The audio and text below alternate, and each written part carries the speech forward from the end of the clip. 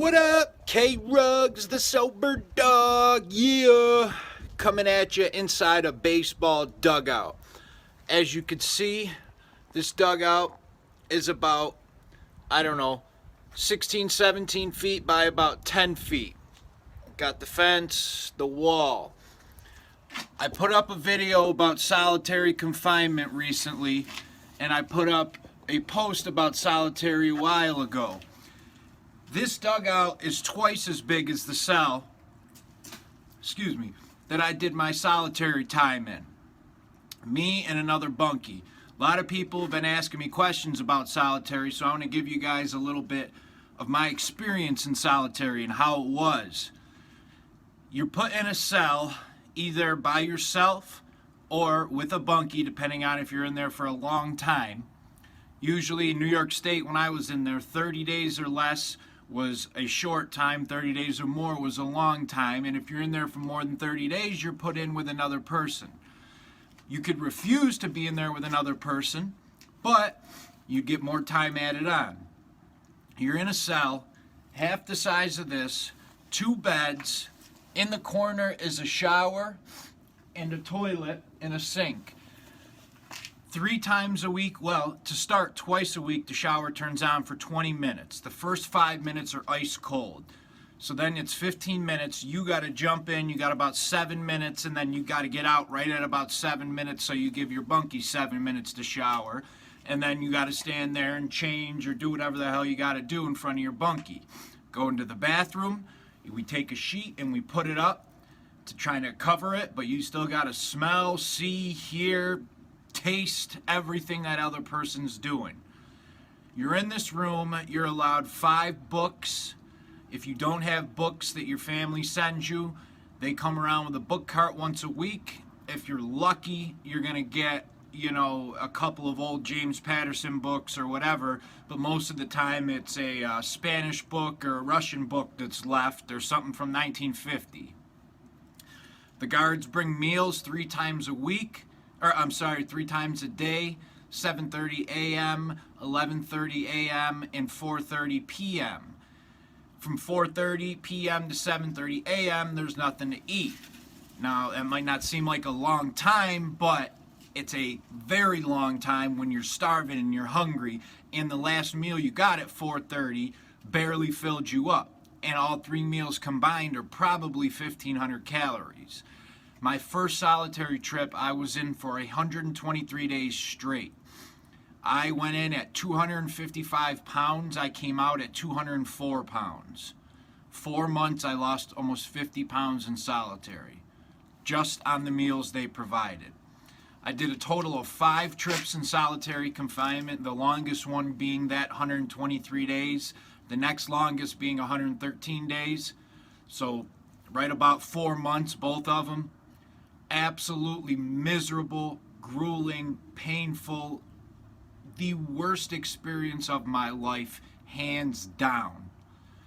In the back, now they always say you get, it's 23 and 1. You'll see on TV and documentaries. You get an hour of recreation. New York State likes to brag that they give 2 to 3 to 4 hours of recreation. If for inmates that behave, they can earn extra recreation. Let me just show you real quick what recreation is. So you have your cell that probably ends right here. Now there's a little door that opens up, starts out for an hour a day, and then if you behave 2 hours a day. That door opens up, you are in a little fenced off corner that is about the size of where I'm standing. So roughly 6 feet long by 4 feet wide by about 6 feet tall. I'm a 6 foot tall person. That little recreation fence that they give you, I don't even have room to do a full jumping jack in it without hitting the walls. And they claim that's your recreation, that's your outside, that's your fresh air. You go nuts when that's your only recreation. It was so bad we didn't even use it half the time. We just slept through it. Because what, you're gonna open the door and let me walk another, basically you're turning my 10 foot long cell into a 12 foot or 14 foot long cell for a couple hours. That's it. That's the recreation that they claim to give you. It is no surprise that people go crazy in solitary. Anybody, everybody, doesn't matter who you are, you will go crazy at some point in solitary. It is inevitable. Solitary destroys people's mind, body, destroys any hope we may have, destroys everything. It is pure torture, especially for the amount of mental health inmates that are in solitary. My punishment when I was in solitary the second time, because I tried to kill myself, I saved up my medication and I saved up, not my antidepressants, they were giving me Benadryl to sleep at night. So I saved up a dozen or so Benadryl and I bought medication from the guy in the cell next to me. Yeah, also, quick disclaimer, there's drugs in solitary too. Plenty of crooked guards bring them in. Anyway, I bought his medication, anything he had, heart medication, blood pressure, cholesterol, and I saved up the Benadryl, and I was going to take 30 of his blood medication and whatever in the Benadryl and swallow them and hope it just killed me. And I tried that. They ended up catching me with all the pills. And they knew the exact reason why I saved them all up, especially when they looked at them and analyzed them and found out they were cholesterol pills and blood pressure pills. They knew it wasn't to get high or to sell. Instead of getting treatment for trying to kill myself, talking to the doctor, being put on suicide watch, I was given a ticket and I had 90 days added on my solitary time. That was my punishment for attempting to kill myself. Also, my second part of my punishment was they did not now trust me with my medication, so they took away my antidepressant. So I am a drug addict that's been diagnosed on the street with major depressive disorder and TBI, traumatic brain injury from the 5 concussions in football. You now put me in the most depressing place on the planet, prison. Then you triple the depression by putting me in a prison inside a prison, which is solitary. And the only little tiny bit of hope I have to cling to is my antidepressant. And now my punishment for trying to end my life is cutting me off that antidepressant and adding time onto my solitary time.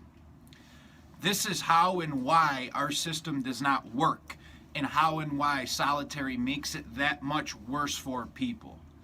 When you send somebody to solitary, whether you're sending them for drug use, for a violent crime, for fight, for stabbing another inmate, if it's a violent person you send to solitary, solitary is going to make them more violent. If it's a drug addict you send to solitary, it's going to make them crave more drugs. If it's a mental health person you send to solitary because they went a little crazy in the dorm, solitary is going to make them more crazy. It does not help anybody. The UN has came out with their rules and guidelines. I think this was about a year, maybe 2 years ago.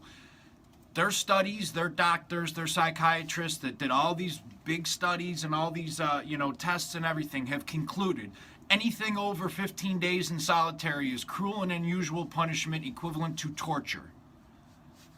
I challenge you. Spend 5 hours in your bathroom, shut the door, take your first thing and most important is any electronics, any phone, gone. Lock them up downstairs. Go upstairs in your bathroom, shut and lock the door, and spend 5 hours in there. People go nuts. We get bored. We get anxious. We're social creatures. Then, if your bunkie is somebody you don't get along with, somebody who fights, they put rival gang members in there. Maybe they're a sexual predator, or vice versa. Maybe the sexual predator, and then there's a weaker person. There's all these things, and I'm not saying I was a sexual predator. I was just using an example. All these things that add all the anxiety on. You can't get a good book. The radio stations they let you listen to in there half the time didn't work. There's just all these little things. It is equivalent to the most depressing and destructive possible punishment for an inmate. It does not work. And just like big business in jail, our jails built all these solitary units, and since they built them in the 90s when there was all this big push that solitary is great and it's a good punishment, now they feel like they have to fill them for a financial incentive.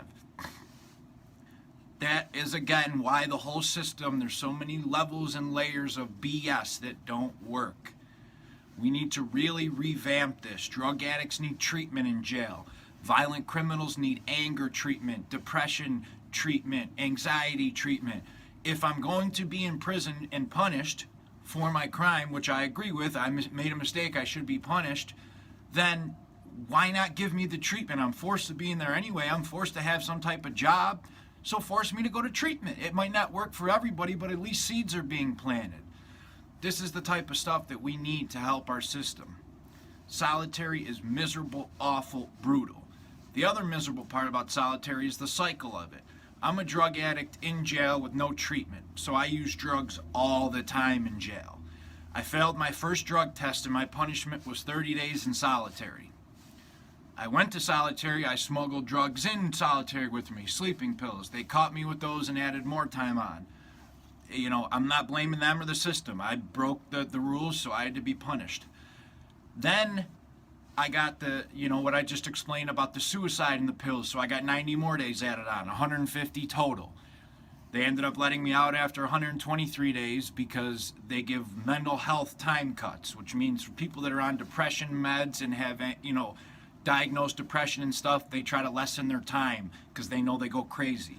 I got out of solitary and it was like being born again. I don't remember the day I was born, but when I walked out of solitary, the lights, the colors, the sounds, everything was brand new because I've been locked in this 10-foot by 6-foot room for 4 months. Soon as I got to my new jail, when they transferred me, as soon as the first guy came up to me and offered me drugs, I was sitting there shaking like this because I was like, I know if I use drugs and get caught, they're going to send me back. But I'm a drug addict and I don't know anything about coping with life or anything without using drugs. I'm going to kill myself if I don't use again and get out of this depression the last 4 months has caused me. So I used again. Two and a half weeks later, I got caught using drugs, failed another drug test, so they sent me back to solitary for 90 days. That's the cycle. No treatment, none of that. It's just drug addict, put you in prison, fill the prison with drugs, use drugs, we're going to send you to solitary, which is going to make you go nuts and want to use more, and then we're going to send you back for even longer. This is why it's so important to me to talk about solitary and fight solitary. It is not useful, especially for anything longer than 15 days. Violent people come out more violent. Drug addicts come out craving more drugs. Alcoholics crave more alcohol. Sexual predators are going to prey on more people. Whatever the person's problem or crime is, solitary is only going to make it worse. I get fired up when I talk about this, very emotional, because to this day, solitary is by far the most traumatic thing I've ever faced in my life. I've been robbed, I've been beat up, I've lived in my car, drug addict, homeless, all this stuff. None of it compares to solitary. Not even the same wavelength, same level. Solitary still affects me emotionally, physically, and mentally to this day. If I watch a documentary on TV about solitary, I will break out sweating and start shaking still. So it makes me very emotional. This is a very important topic to me to talk about and help fight. Anyone, check out Soberdogs.com, my site. I got a huge post up about my whole time in solitary with all the details. And watch the next video. It gets into more depth and interview about solitary and all the pain and turmoil that come with it. Thanks everyone. Hit that subscribe. Get more awesome videos about addiction and recovery and my story with addiction. Hopefully give people some hope that they can get through it. All right? See ya.